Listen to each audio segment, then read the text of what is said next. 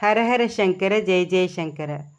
ஒரு முறை மகா பெரியவா திருவிடைமருதூரில் முகாமிட்டிருந்தார். இந்த மாதிரி ஊருக்கெல்லாம் மகா பெரியவா எப்போவாவது ஒரு முறை தான் விஜயம் பண்ணுவார்.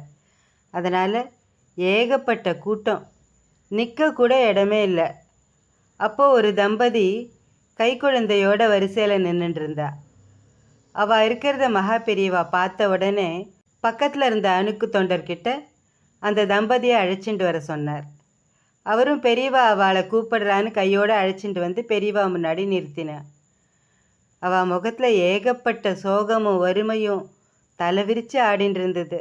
சாமி, எங்களுக்கு ரொம்ப கஷ்டம் அப்படின்னு ரெண்டு பேரும் வாயை திறந்து பேசுறதுக்கு முன்னாடியே உங்கள் கஷ்டம் என்னன்னு எனக்கு தெரியறது. கடவுள் புண்ணியத்தில் கை கால் நன்னா இருக்கு, உழைக்கிறையான்னு கேட்டார் மகா பெரியவா. அதுக்கு அந்த கணவர், சுவாமி, நான் 3 வேளை சாப்பிட்றேனோ இல்லையோ, என் மனைவியையும் என் குழந்தையையும் பார்த்துக்கிறதுக்காக நாள் பூரா உழைக்கிறேன், கிடைக்கிற எல்லா வேலையும் செய்கிறேன். வாழ்க்கை இப்படியே போயிடுமோன்னு பயமாக இருக்குது சாமி. ஒரு சில நாட்கள் சுத்தமாக வேலை கூட கிடைக்கிறதில்ல. அப்படியே வந்தாலும் சம்பளம் ரொம்ப கம்மியாக வருது.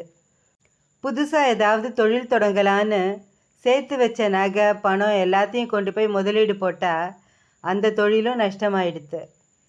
சாமி, வாழ்க்கையில் இதுக்கப்புறம் என்ன பண்ணுறதுன்னே தெரியல.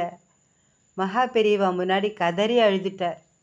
அப்போ மகா பெரியவா, உனக்கு கடவுள் மேலே நம்பிக்கை இருக்கான்னு கேட்டார். என்ன சாமி இப்படி கேட்குறீங்க?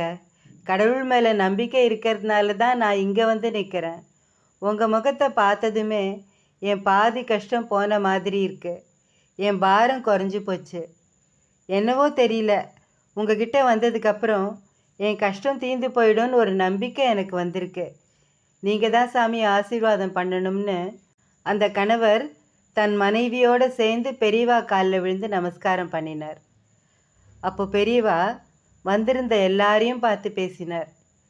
சில பேருக்கு கடவுள் நம்பிக்கை இருந்தாலும் ஒழுங்காக கடவுளை கும்பிடுறதே இல்லை. கடவுள்கிட்ட கேட்டால் உங்களுக்கு கிடைக்காதது எதுவுமே இல்லை. இப்போ நான் ஒரு மந்திரம் சொல்லித்தரேன்.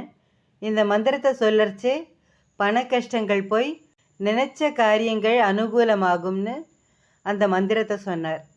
ஓம் தனகார திருஷ்டியை நமக, ஓம் ஜெயந்தாய நமக. ஓம் தனகார திருஷ்டியை நமக, ஓம் ஜெயந்தாயை நமக.